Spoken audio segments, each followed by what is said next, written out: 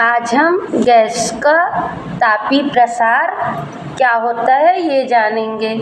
तो ठोस और द्रव की तुलना में गैस में ताप बढ़ाने पर जो गैस का आयतन होता है और जो दाब होता है दोनों बढ़ जाते हैं। तो इसके लिए प्रसार गुणांक कैसे ज्ञात करते हैं? यहाँ दो चीज़ें बढ़ रही है ना, ताप बढ़ाने पर दाब और आयतन। तो इसे ज्ञात करने के लिए एक बार दाब को कांस्टेंट मान लेते हैं और एक बार आयतन को नियत मान के हम इन दोनों का प्रसार गुणांक ज्ञात कर लेते हैं।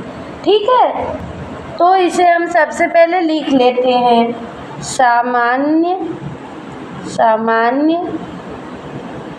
ताप पर ठोस और द्रव की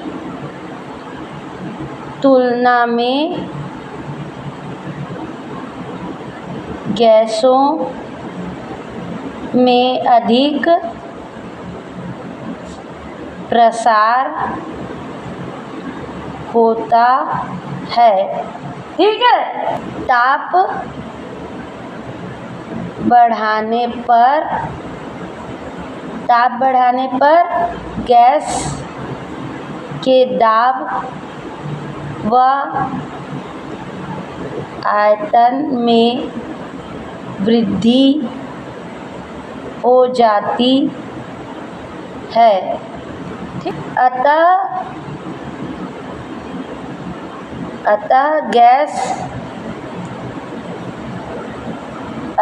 गैस के दाब या आयतन को नियत, यहाँ पर दाब या आयतन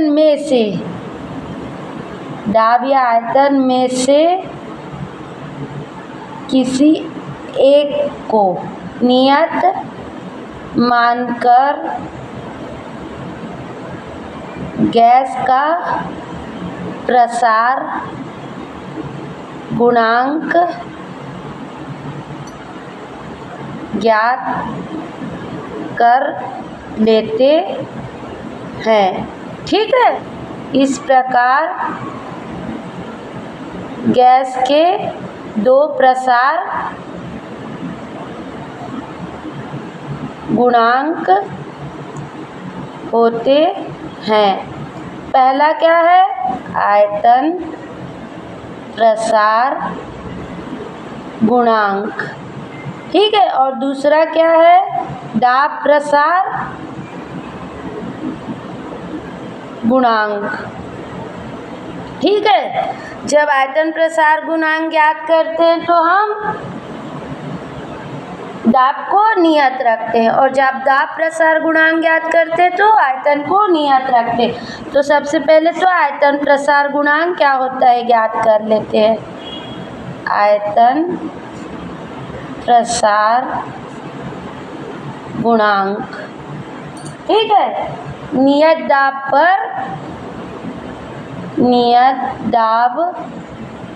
पर गैस के ताप को 1 डिग्री सेल्सियस बढ़ाने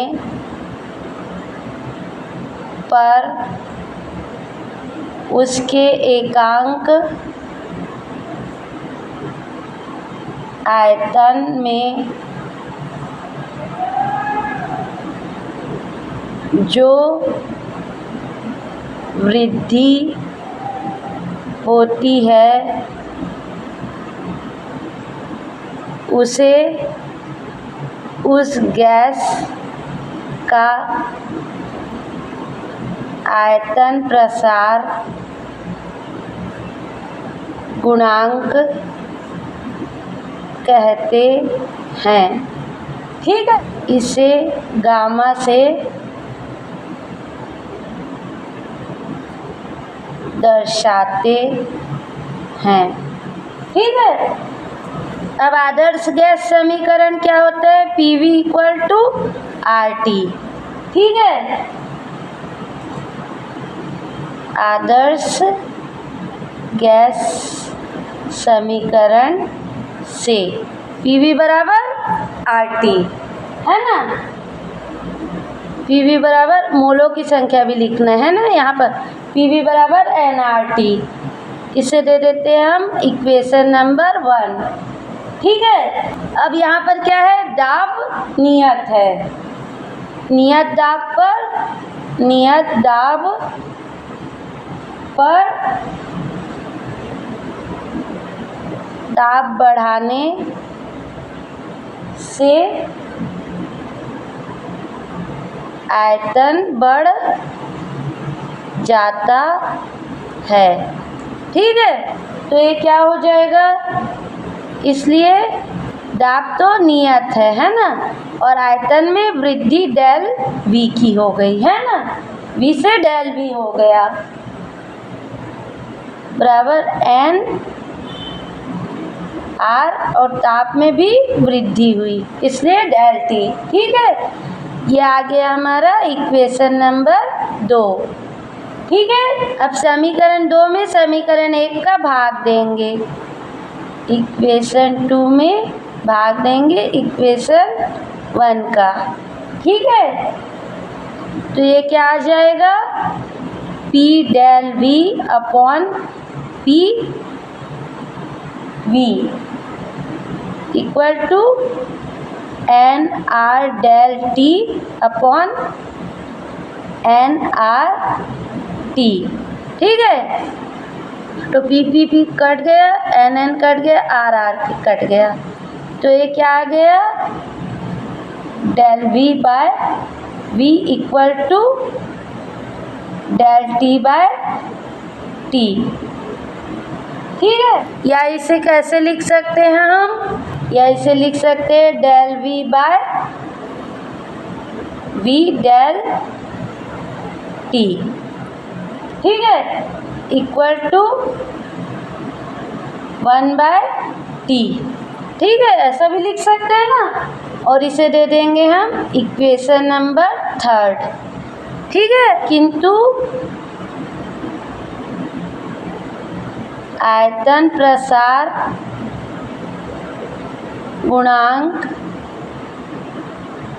क्या होता है? Gamma equal to del V by V del T।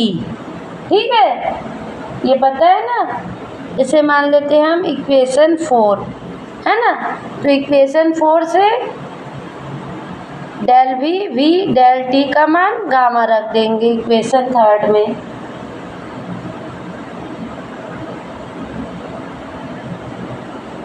या इन दोनों की तुलना कर देंगे, इक्वेशन 1 और इक्वेशन 3 की तुलना कर दिए है ना। अतः समीकरण 4 और समीकरण 3 से ये आ गया गामा इक्वल टू 1/T। ठीक है, इसे दे देते हैं हम इक्वेशन नंबर 5। ठीक है, तो क्या कह सकते हैं? जो आदर्श गैस का आयतन प्रसार गुणांक है उसका मान उसके ताप पर निर्भर करता है। स्पष्ट है कि आदर्श गैस का आयतन प्रसार गुणांक उसके ताप पर निर्भर करता है। ठीक है,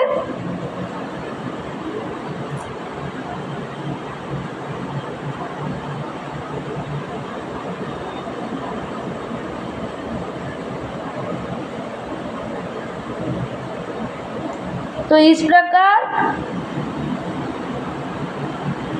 0 डिग्री सेल्सियस पर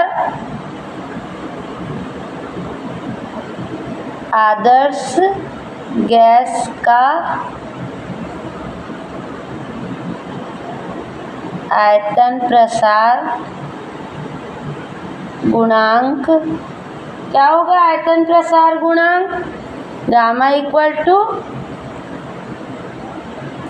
अब 0 डिग्री सेल्सियस को केल्विन में ले लिए तो क्या आ जाएगा? 273 डिग्री सेल्सियस, 273 डिग्री सेल्सियस,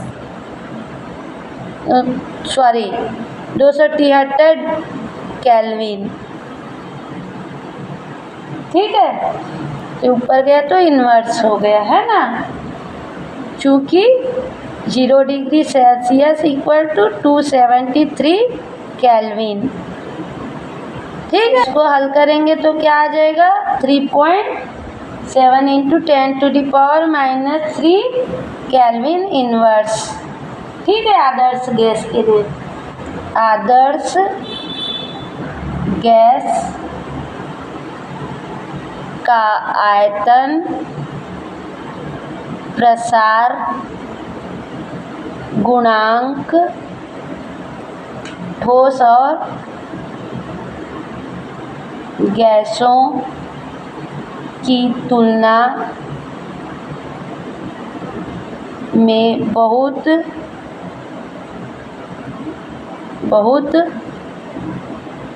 अधिक होता है। ठीक है, अब इसी प्रकार हम दाब प्रसार गुणांक ज्ञात कर लेंगे। सेकंड है दाब प्रसार गुणांक।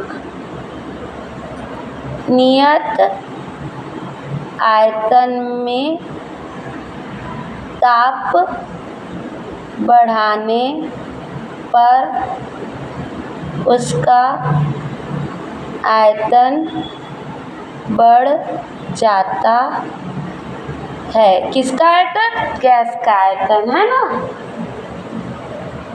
तो समीकरण 1 से क्या है? समीकरण 1, समीकरण 1 है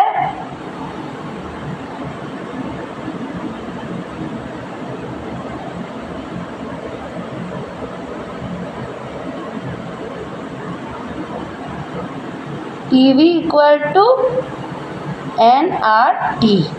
ठीक है, अब इसमें दाब बढ़ा दिए तो ये क्या आ गया? दाब बढ़ाने पर, दाब बढ़ाने पर ये क्या हो गया? Del PV equal to nR del T हो गया। ठीक है, इसे दे देते हम समीकरण नंबर 6 और इसे दे देते हैं हम समीकरण नंबर 7। सॉरी ये 1 है, इसे दे देते हैं हम समीकरण नंबर 6। ये तो 1 है ना, ये समीकरण नंबर 6 आ गया। ठीक है, समीकरण 6 में समीकरण 1 का भाग देने पर del PV upon PV equal to nRT del T upon nRT।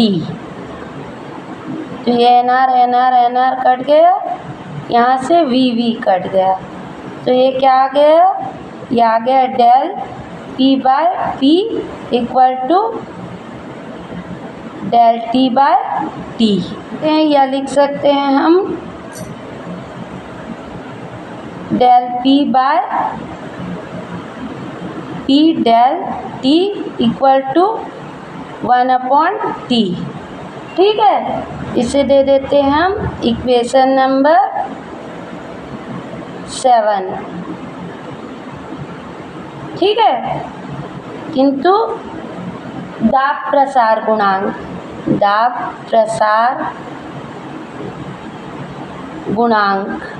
क्या होता है? दाब प्रसार गुणांक होता है beta equal to del P बटा P डेल T, मतलब दाब में वृद्धि बटा प्रारंभिक दाब इंटू ताप में वृद्धि, है ना। हमको पता है ना दाब प्रसार गुणांक ये होता है। इसे दे देते हैं हम इक्वेशन नंबर 8। अब इक्वेशन 7 और इक्वेशन 8 की तुलना कर दिए तो क्या आ गया? समीकरण 7 व समीकरण 8 से क्या हुआ? समीकरण 7 और 8 से बीटा इक्वल टू 1/T, ठीक है। तो दाब प्रसार गुणांक किस पर निर्भर करता है? ताप पर, ठीक है। इससे स्पष्ट है ना। इसे दे देते हैं हम इक्वेशन नंबर 9, ठीक है। 0 डिग्री सेल्सियस पर गैस का दाब प्रसार गुणांक क्या होगा? आदर्श गैस का दाब प्रसार गुणांक ये होगा beta equal to 1/273 kelvin inverse, ठीक है। और या 3.7 इंटू 10⁻³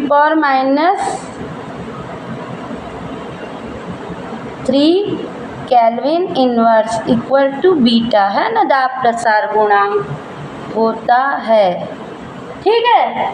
तो क्या बोल सकते हैं कि आदर्श गैस का आयतन प्रसार गुणांक, ये समीकरण बीटा और ये समीकरण गामा आया, ये दोनों क्या होते हैं? बराबर होते हैं ना। तो हम क्या बोल सकते हैं कि आदर्श गैस के लिए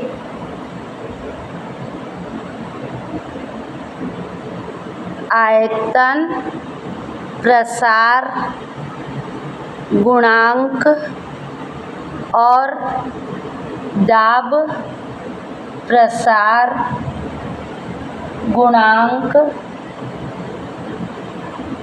गुणांक बराबर होते हैं, ठीक है। आदर्श गैस के लिए आयतन प्रसार गुणांक और दाब प्रसार गुणांक बराबर होते हैं, ठीक है। तो ये है गैसों का तापीय प्रसार।